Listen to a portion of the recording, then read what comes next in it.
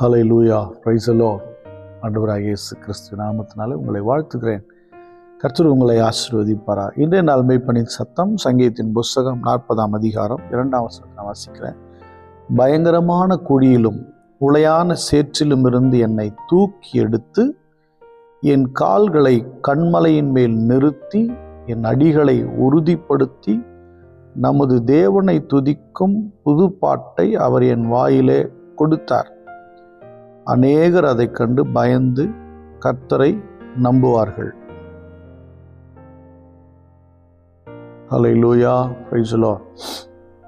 பயங்கரமான குழி, உளையான சேறு என்ன தூக்கினார். ஹல்லேலூயா, பயங்கரமான குழி.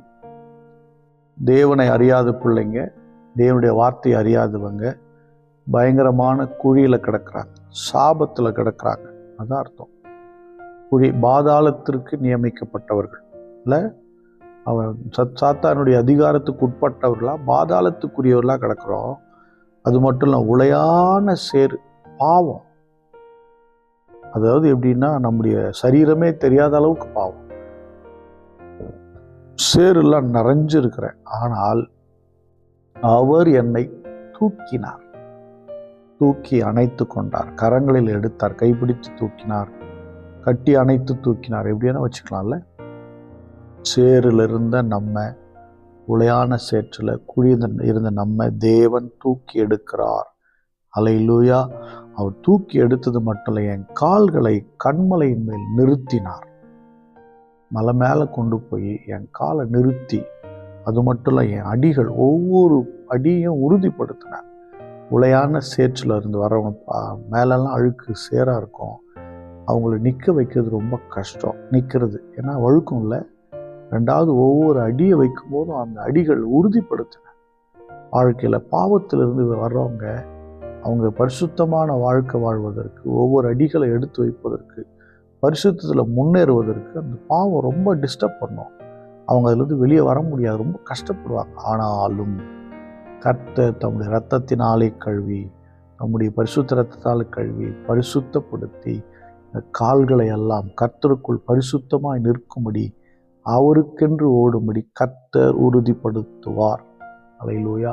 சங்கீதம் 91 சொல்கிற, அவர் உன் பாதங்களை கல்லில் என்ன பண்ணுவாராம், ஏந்தி, உன் பாதங்களை கைகளில் ஏந்தி கொண்டு போவார்கள்.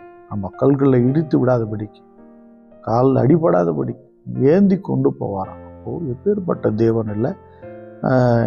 அது மட்டும் இல்லை, நான் உறுதிப்படும்போது நான் தேவனை துதிக்கிறதுக்கு என் நாவில் புது பாட்டுகளை போடுவார். அதாவது ஒருவன் முழுசாக பாவத்தில் மன்னிக்கப்பட்டு அவன் தூக்கி நிறுத்தப்பட்டு அவன் கர்த்தருக்குன்னு சாட்சியாக வாழும்போது அவன் வாயில் இருக்கிற அந்த துதியை யாராலும் தடுக்க முடியாது. எப்படிலாம் துதிக்கணுமோ அவன் மகிழ்ச்சியாக துதிப்பான். அதான் சொல்லு, கர்த்தரை துதிக்கும் புது பாட்டு என் வாயில் வந்துச்சு. தானாகவே நான் பாட ஆரம்பித்தேன். ஏன்னா எனக்கு என் வாழ்க்கையில் அவர் என்னை மன்னித்த விதம் அப்படி. என்னை தூக்கி எடுத்து, நான் பள்ளத்துக்குள்ளே இருந்தேன், என்னை தூக்கி மலை மேலே வச்சுட்டார். கீழே காண முடியாத அளவுக்கு இருந்தேன், இப்போ உயரமாக எல்லாரும் பார்க்கும்படி என் காலெல்லாம் உறுதிப்படுத்தி வச்சிருக்கிறார். அதனால் என் வாயில் புது பாட்டு தானாக வருது.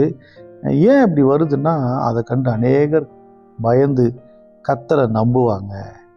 ஹல்லேலூயா, ஹல்லேலூயா. பார்த்தீங்களா, அதை பார்த்து அநேகர் நம்பும்படி நடக்கும். நான் ஒரு நாள் குழியில் புலம்பினேன், இன்னைக்கு கன்மலையின் மேல் நின்று கர்த்தரை உயர்த்தி பாடுகிறேன். ஹல்லேலூயா. எனக்கு அன்பான தேவனுடைய பிள்ளையே, குழியிலும் உளையான சேற்றிலும் இருந்து புலம்பி பயந்து அலறி கலங்கி கொண்டிருக்கிறாயோ, உனக்காக ஒரு கரம் வருகிறது. உன்னை தூக்கி கன்மலையின் மேல் நிறுத்தி உன் பாதங்களை உறுதிப்படுத்தி புது பாடல்களை துதியும் உன் நாவிலே போடுவார். உன்னை கண்டு அநேகர் அவர் அண்டைக்கு திரும்புவார்கள். ஸ்தோத்திரம் பண்ணுவோமா? ஸ்தோத்திர ஆண்டவரே, ஸ்தோத்திரம். எங்களுடைய ஆண்டவரே, பாதங்களை உறுதிப்படுத்துகிற தேவனானவர் ஸ்தோத்திரம். இருக்கிற ஒவ்வொரு பிள்ளைகளை ஆசீர்வதிங்க, விசுவாசத்தில் நடத்துங்க. தேவனாய் கர்த்தாவே, உம்முடைய கரம் கைவிடுகிற கரம் அல்லவே, நடத்துகிற கரம் அல்லவா. இந்த கரத்தில் ஒப்பு கொடுக்கிற இயேசு கிறிஸ்துவின் நாமத்தினால் ஜெபிக்கிறேன். ஜீவனுள்ள நல்லது. ஆமென். God bless you. Bye bye.